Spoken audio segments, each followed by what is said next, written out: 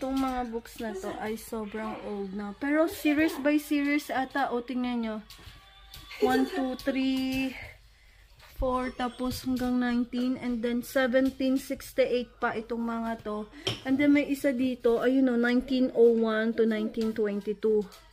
Mga encyclopedia ng Britannica.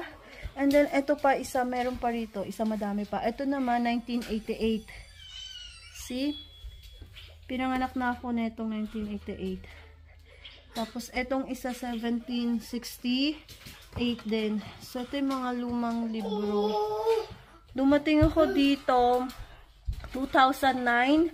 Nandito na to siya. Ngayon is ano na ngayon? 2024. So, yan. So, sobrang tagal na itong mga to. Antique na kumbaga. So, ayan lang guys.